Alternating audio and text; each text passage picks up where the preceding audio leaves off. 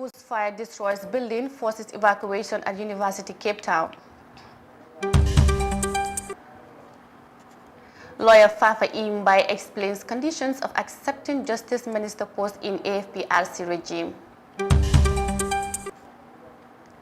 US imposes visa ban on Ugandan officials over alleged human rights violations. These and more coming on the World Today newscast.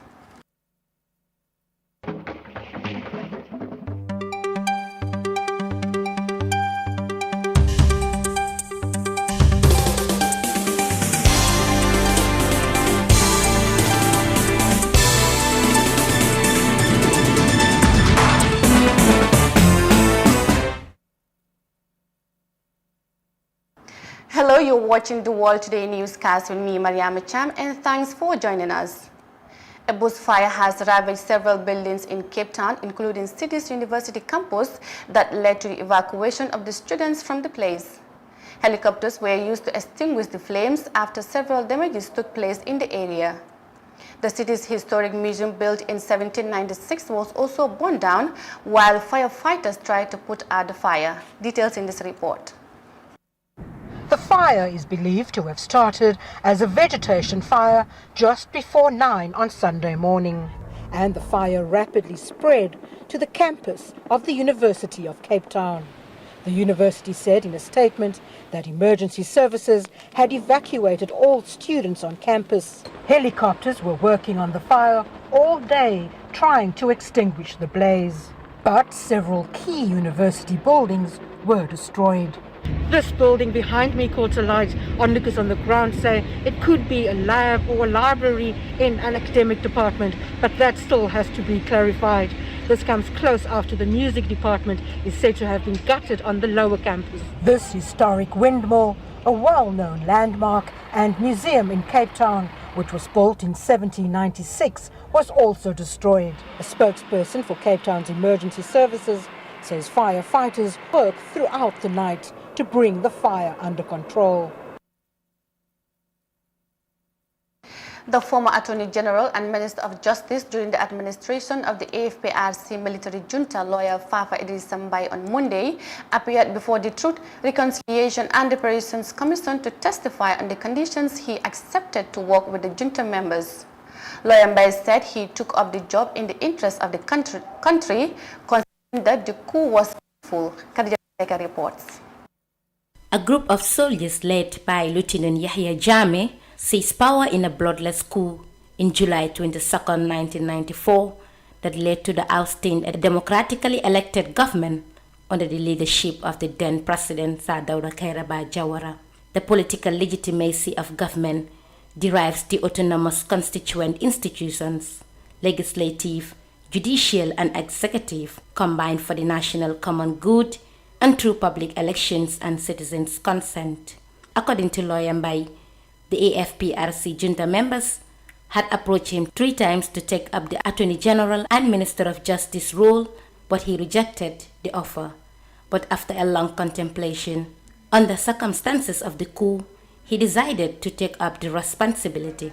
As the newly set up military government needed a Ministry of Justice, but however, signed a memorandum with them before accepting the role. In order to take care of the conflict of interest that might appear to arise later.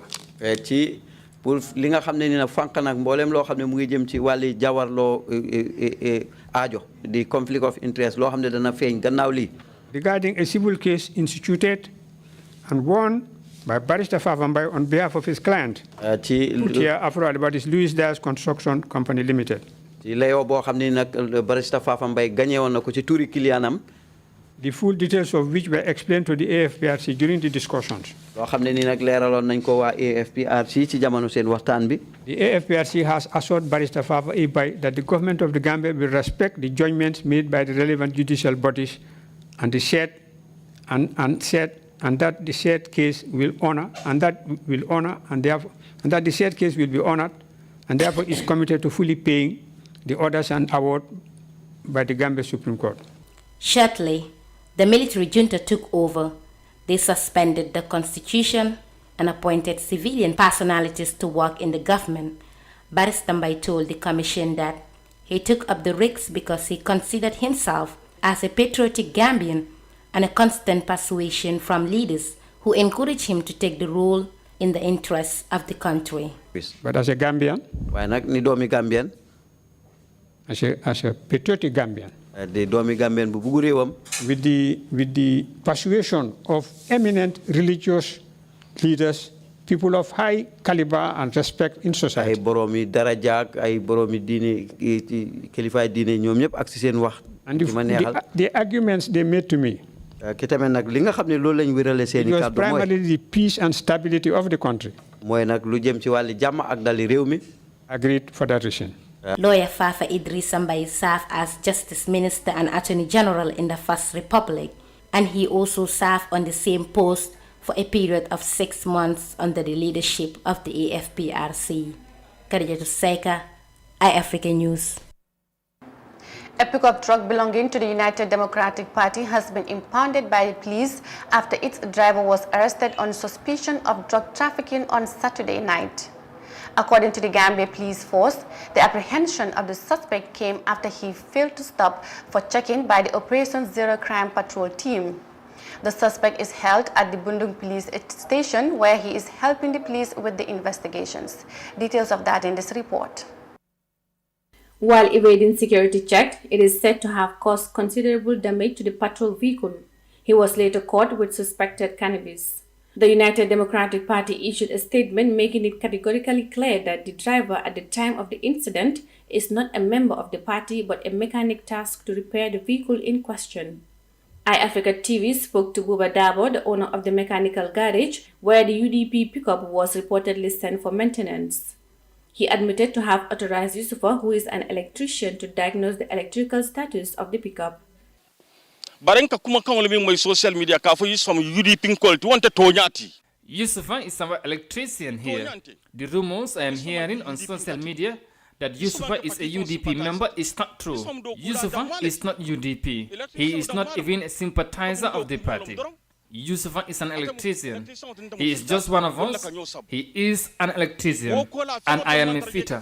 Aside from this, whatever is being said on social media are all lies. Yusufa is not a UDP driver. In fact, he has never voted in election. He does not have a voter's card, not even an ID card. Alassane Kambi, a close friend to the suspect, said that Yusufa had run away from the police patrol team because he was not in possession of a driving license.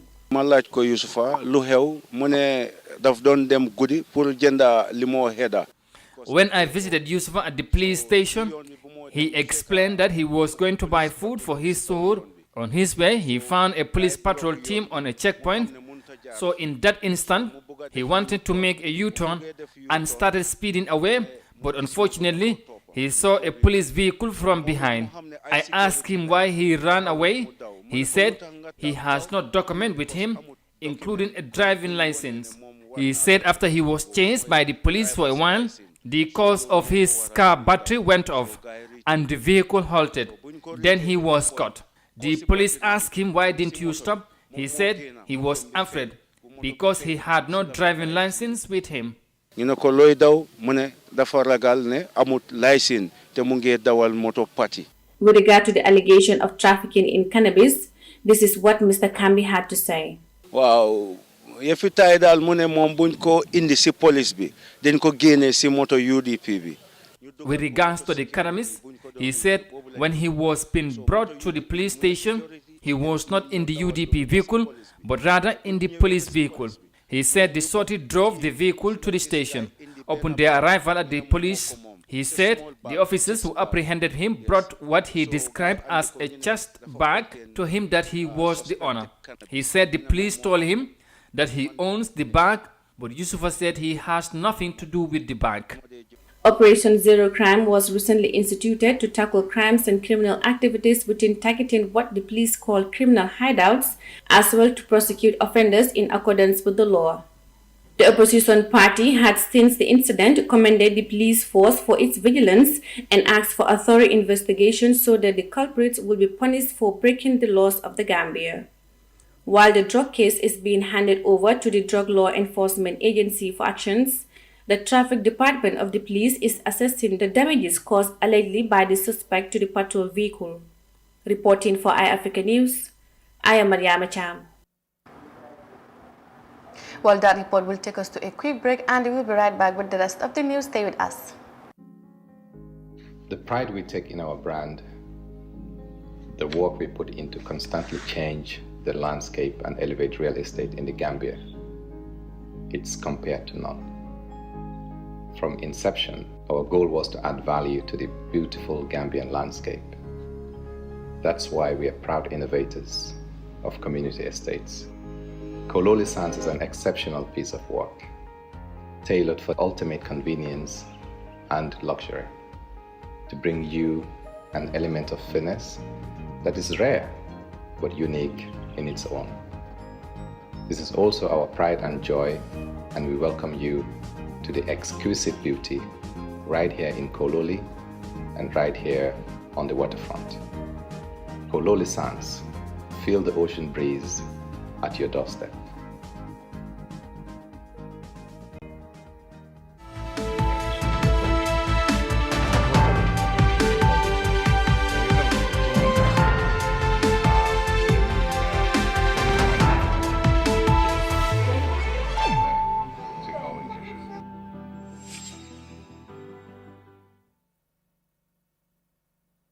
Welcome back, and still on the World Today newscast.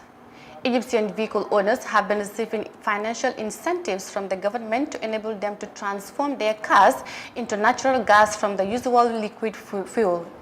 The non-African state is also planning to upgrade the public service vehicle to run on renewable energy, as many users have welcomed the new initiative. As the country's transport sector goes green, many natural gas-powered vehicles have started plying the roads. Let's take more in this report. The government has been providing financial incentives for car owners to either convert their engines to biofuel or replace their 20-year-old cars with new natural gas-run ones. Many have already converted their engines. The benefits of the natural gas is that it consumes less energy, especially with the traffic we have. We consume a lot of fuel, and it's more expensive to maintain. So gas is better for my taxi. The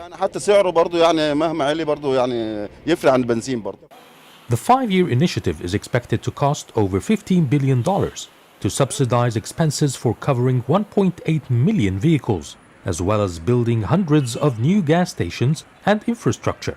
But the plan does not only target private cars. The government is in the process of replacing or upgrading the public service vehicles to run on renewable energy, whether electric or natural gas-powered engines. Natural gas public buses are currently roaming the streets. Ahmed Magdi takes his bus for its daily round in Cairo. It's a good system that is effective and saves energy. It's successful and is not expensive in fuel consumption. First, it saves energy. We have an abundance of natural gas that would cost less than importing diesel and fuel. By using local consumption, we save in dollars, hard currency, we create jobs and use cheap energy. It's also environmentally friendly. It doesn't emit any gases or pollution. Magdi says the feedback from passengers is positive as well. The sound of the engine is quieter than the fuel and diesel ones and is smoother on the road than the other vehicles, therefore comfortable for passengers. As Egypt's transportation system goes green, more natural gas-powered private and public vehicles will be rolled out in the next few months, followed by electric buses and trains. The Ugandan government has denounced the United States' decision to impose a visa ban on its officials, saying the U.S. lacks the moral to lecture anyone on democracy. The targeted officials are not known, as they are accused of intimidation, arrest and harassment of the opposition, civil society organizations and the journalists. According to the U.S. Secretary of State, this has undermined the credibility of the January 2021 presidential elections. More in this report. The names of the individuals being targeted have not been revealed. The Ugandan officials are accused of harassment, intimidation, arrest, deportation and false legal charges against opposition candidates, civil society organizations, activists and journalists. The U.S. Secretary of State Antony Blinken says this undermined the credibility of the election process, which he says was neither free nor fair. Uganda's President Yoweri Museveni was declared the winner of the January 14th elections with 58% of the votes. The U.S. government says the polls were marred with violence and widespread irregularities before, during and after the election. However, the Ugandan government spokesperson Ofono Opondo says the U.S. has lost the moral high ground to give anyone lectures on democracy. It is something that we had known for a long time, that generally speaking, America is a rogue state. And American leaders are rogues, generally speaking. But nobody from within their system had sufficiently exposed them to the world as Trump and his behavior has exposed them. The U.S. restrictions also target immediate family members of those implicated in the visa ban. Well, that report brings us to the end of the World Today newscast. Up next is Gambia 24 with Sahna Tunkara, and bye for now.